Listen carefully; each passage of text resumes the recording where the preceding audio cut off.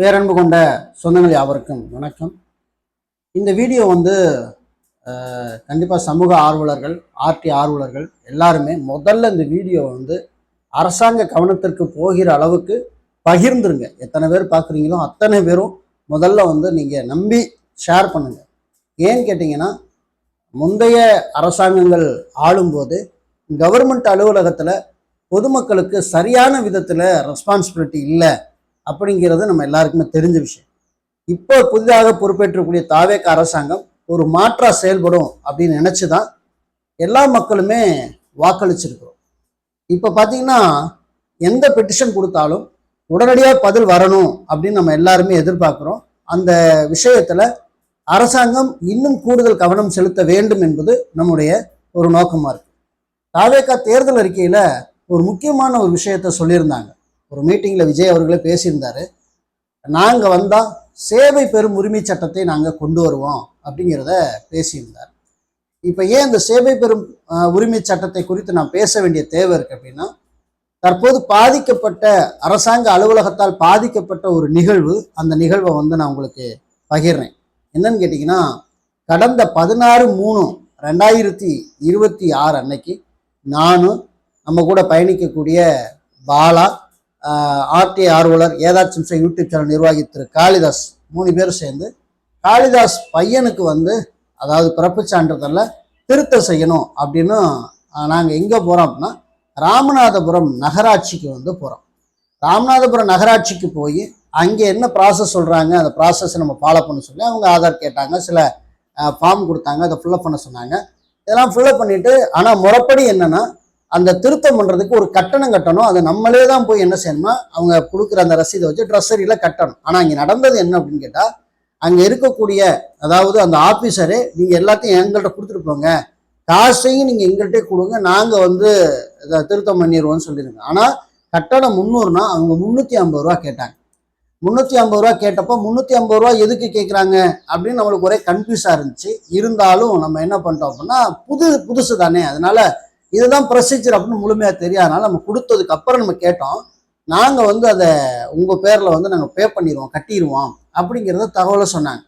சரி, ஓகே. நாங்கள் அப்போவே என்ன பண்ணோம் அப்படின்னு பார்த்தீங்கன்னா, அந்த நகராட்சி அலுவலகத்தில் அந்த பெட்டிஷனை விசாரிக்கக்கூடிய ஒரு நபர், ஏற்கனவே நம்முடைய சென்னையில் இருக்கக்கூடிய ஆர்டி ஆக்டிவிட்டிஸ் திரு காசிமாயன் அவருடைய ஒரு ஆள்மாறாட்ட மனு அவர் பேரில் ஒன்று வந்துருந்துச்சு. அது சம்மந்தமாக அவர் இங்கே ராமநாதபுரம் நகராட்சியில் பேசியிருந்தப்போ அந்த அலுவலர் எது இருந்தாலும் எங்கள்கிட்ட சொல்லுங்கள் சார், நாங்கள் சரி பண்ணி தரோம் அப்படின்னு சொன்னதின் அடிப்படையில் நம்ம பிரச்சனையும் கூட காளிதாஸ் அவர்கள் என்ன பண்ணுறாங்க அப்படின்னா, அங்கே இருக்கக்கூடிய ஆஃபீஸருக்கு ஃபோன் பண்ணி, இந்த மாதிரி உங்கள் அலுவலகத்தில் இந்த மாதிரி எக்ஸ்ட்ரா பணம் வாங்குறாங்க, இதை சரி பண்ணுங்க அப்படின்னு சொல்லிட்டு நாங்களும் வந்துட்டோம். சரி, பிறப்பு சான்றிதழ் கண்டிப்பாக திருத்தம் பண்ணிடுவாங்க அப்படின்னு பார்த்தா திருத்தம் பண்ணுற மாதிரி ஐடியாவில் இல்லை.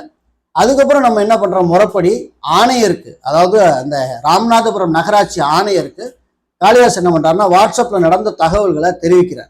தெரிவித்த உடனே அந்த ஆணையர் என்ன பண்ணுறாருன்னா, அன்னைக்கு பணியில் இருந்த அந்த ஆஃபீஸர், எங்கள்ட்ட யார் காசு வாங்கினா அந்த ஆஃபீஸருக்கு ஃபோன் அடிச்சு இந்த மாதிரி நடந்த நிகழ்வு என்ன அப்படின்னு சொல்லி பேசும்போது அவரும் அந்த ஆணையரும் பேசின ஆடியோ பதிவு கூட எங்கள்கிட்ட இருக்கு. அதில் அவர் என்ன சொல்கிறாருன்னா, அவங்க என் மேலே பழைய வெஞ்சன்ஸ் வச்சு என்னைய அந்த மாதிரி இல்லீகலாக மாட்டி கொடுக்குறதுக்கு பிளான் பண்ணுறாங்க மேடம், நான் பணம்லாம் வாங்கலை, அவர் தான் என்ன பண்ணுறாரு அப்படின்னா போய் பணம் கட்டியிருக்காரு, அவரே கட்டியிருக்காரு அப்படின்னு சொல்லி என்ன பண்ணுறாங்க அப்படின்னா, அந்த ஆஃபீஸரும் கான்ஃபரன்ஸில் போடும்போது பேச்சை மழுப்புறாங்க.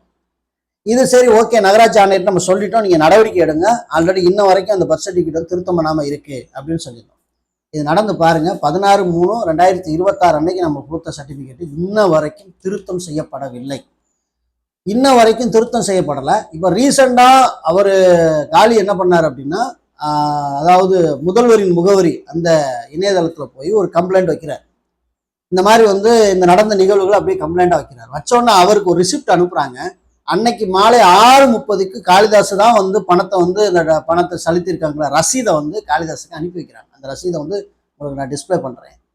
நாங்கள் போனதோ 12:30 மணிக்கு, மதியானம் கரெக்டாக 12:30 மணிக்கு போனோம். அந்த இஷ்யூ பாருங்கள், ஒரு சாதாரண ஒரு பிறப்பு சான்று திருத்தம் செய்வதில் அரசாங்கம் இத்தனை காலங்களை எடுத்துக்கொள்ளுகிற அளவுக்கு, ஏன்னா நம்ம கேள்வி கேட்டால் நீ எங்கே போனாலும் நான் பார்த்துக்கிறேங்கிற மனநிலை. இப்போ ஏன் நம்ம சேவை பெறும் உரிமை சட்டத்தை நம்ம கொண்டு வர வேண்டிய தேவையா தாவேக அரசுக்கு நம்ம வைக்கிறோம் அப்படின்னு கேட்டிங்கன்னா ஒரு கால நிர்ணயம் இருக்கு. ஒவ்வொரு சர்டிஃபிகேட்டும் இவ்வளோ டயத்துக்குள்ள வழங்கணுங்கிறது இப்போ இருக்கு. இப்போ வந்து ஒரு பட்டா ஃபுல்ஃபில்டு வழங்கணும் அப்படின்னா 15 நாள், அதே சப்டியூஷன்னா 30 நாள். இப்படி ஒரு சான்றிதழ் வழங்குறதுக்கு கால வரையறை இருக்கு. ஆனால் அந்த பிறப்பு சான்றிதழ் திருத்தத்தை பொறுத்த வரைக்கும் கால வரையறை இல்லை. இது ஒரு பெரிய மிஸ்டேக்கா இருக்கு. அப்ப என்னன்னா, இப்ப இந்த கால வரையறை இருந்தாலும் இந்த கால வரையறைக்குள்ள பண்ணி கொடுத்துறாங்களா அப்படின்னு கேட்டா அதுவும் பண்ணி கொடுக்கறது கிடையாது. இப்ப வந்து சேவை பெறும் உரிமை சட்டம் வந்தா என்ன ஆகும் அப்படின்னா, 30 நாட்களுக்குள்ள ஒரு சான்றிதழ் வழங்க வேண்டும் என்ற ஒரு ரூல் இருக்குன்னா, அந்த ரூலை எந்த அலுவலர் ஃபாலோ பண்ணலையோ அவருக்கு பணியிடை நீக்கமோ அல்லது நிரந்தர பணி நீக்கமோ அல்லது அபராதமோ அல்லது அவருடைய சம்பள உயர்வு ரத்து பண்றதோ அல்லது அவருக்கான எந்த ஒரு திட்டத்தையும் ஸ்டாப் பண்ணி வைக்கிறதுக்கான முயற்சியை இந்த சேவை பெறும் சட்டம் உருவாக்கும். இதனால இங்க எண்ணற்ற மக்கள் வந்து பயனடைவாங்க. சாமானிய மக்களுக்கு அரசு அலுவலகத்துல ரெஸ்பான்ஸ் கிடைக்கும். சாமானிய மக்கள் சரியான ஆவணங்களை எல்லாம் வச்சு ஒரு சான்றிதழ் கேட்கும் போது அங்கே லஞ்சம் லாவணியம் இருக்காது. ஒரு குறிப்பிட்ட நாட்களுக்குள்ள தரல அப்படின்னா தண்டனை உனக்கு இருக்கு அப்படின்னு இந்த சேவை பெறும் உரிமை சட்டம் கொண்டு வந்துட்டா முழுக்க முழுக்க அரசாங்க அலுவலக காட்சிகளே மாறும். ஆகவே மதிப்பிற்குரிய சமூக ஆர்வலர்கள், இதை பார்த்து கொண்டிருக்கிற பொதுமக்கள், தன்னார்வலர்கள், ஏன் தாவேக்கால இருக்கக்கூடிய தம்பிகள், சகோதர சகோதரிகள், இந்த செய்தியை தற்போது அரசாங்கத்துக்கு கடத்துங்க. அரசு அலுவலக காட்சிகள் கண்டிப்பாக மாற வேண்டியது அவசியமா இருக்கு. இதன் மூலம் நாங்க இன்னொரு விஷயத்தை செய்ய நினைக்கிறோம். என்னன்னா, இந்த ராமநாதபுரம் நகராட்சி இப்ப இந்த காலி கொடுத்திருக்கிற இந்த காரியங்கள்ல சக்சஸ் பண்ணி தரலன்னா இதை ஒரு பெரிய அளவுல எடுத்துட்டு போய் ஒரு பெரிய மாபெரும் போராட்டத்தை தமிழ்நாடு ஆர்வலர் இயக்கம் அந்த ஆபீஸ் முன்னாடியே செய்யும். அதுல எந்த மாற்று கருத்தும் கிடையாது. இந்த ஒரு விஷயத்தை இதன் மூலம் வந்து நான் தெரிவிச்சுக்கிறேன். ஒருவேளை இந்த வீடியோ பார்க்கக்கூடிய உறவுகள் ராமநாதபுரம் பகுதியில் இருக்கிற நகராட்சியில் அலுவலக்கூடிய அலுவலர்களுக்கு இந்த வீடியோவை கடத்துங்க. இது யாரையும் நம்ம வந்து டாமினேட் பண்ணியோ டார்கெட் பண்ணியோலாம் பேசல. நடந்த நிகழ்வுகளை நாங்கள் அப்படியே பதிவு பண்ணியிருக்கோம். அதுக்கான ஆவணங்கள்லாம் இருக்கு, ஆதாரங்கள்லாம் இருக்கு. எங்கே வேணாலும் நம்ம பேசலாம், ஒரு பிரச்சனையும் கிடையாது. அதே சமயத்தில் இப்போ இருக்கக்கூடிய அரசாங்கம் தயவு செய்து சொன்ன வாக்குறுதியை, தேர்தல் வாக்குறுதியை நிறைவேற்றணும் அப்படிங்கிறத ஒரு சமூக ஆர்வலராக ஒரு ஆதங்கத்தோட வந்து பதிவு பண்ண வேண்டிய தேவை இருக்கு. அரசாங்கம் மாறிடுச்சுல, அப்போ காட்சிகள் மாறணும் இல்லை, அப்போ அதற்கான முயற்சியை வந்து எடுக்கணும். 20 நாள் தானங்க ஆகுது, அதுக்குள்ள என்ன மாற்றத்தை எதிர்பார்க்குறீங்க அப்படின்லாம் சொல்லக்கூடாது. அடுத்தடுத்த நகர்வுகளுக்கு போகணும். அரசு அலுவலகத்திற்கு முக்கியமான தகவல்களை பாஸ் பண்ணிட்டே இருக்கணும். ஒரே ஒரு மனுவுக்கு மட்டும்தான் எனக்கு ஒரு வாரத்துக்குள்ள இப்போ ரெஸ்பான்ஸ் வந்துச்சு, பாக்கி 3 மனு இன்னும் பெண்டிங்ல தான் கிடக்கு. ஸோ பழைய ஆட்சி போல இருந்துருமோங்கிற பயமும் ஒரு பக்கம் இருக்கு. அதனால இந்த ஆட்சிகள் மாறிடுச்சு, ஆனால் காட்சிகள் மாற வேண்டும். சேவை பெறும் உரிமை சட்டத்தை தற்போது இருக்கக்கூடிய அரசாங்கம் அதை முழுமையாக கொண்டு வந்து, நேற்று திருச்சியில கூட சிஎம் பேசும்போது நான் முழுக்க முழுக்க மக்களுக்காக பணி செய்ய தான் வந்திருக்கேன் அப்படின்னு சொன்னாரு. அது மக்களுக்காக முழுக்க முழுக்க பணி செய்யற விஷயமா இதெல்லாம் கருத்துல எடுத்து செய்யணும் அப்படிங்கிறத ஒரு ஆர்வத்தோட ஆவலோட எங்களை போன்ற சமூக ஆர்வலர்கள் நாங்கள் ஏக்கத்தோட காத்துட்டு இருக்கிறோங்கிற தகவலை அரசாங்கத்துக்கு தெரிவிச்சுக்கணும். இந்த தகவல் உங்களுக்கு யூஸ்ஃபுல்லா இருக்கும் அப்படின்னு நினைக்கிறேன். ஏன்னா எண்ணற்ற மக்கள் அரசாங்க அலுவலகத்துல இன்னமும் நம்ம நிறைய விஷயங்களை ஆவணங்களை கையில வச்சிருந்தும் பெறுவதற்கு போராடி கொண்டு இருக்கிறோம்.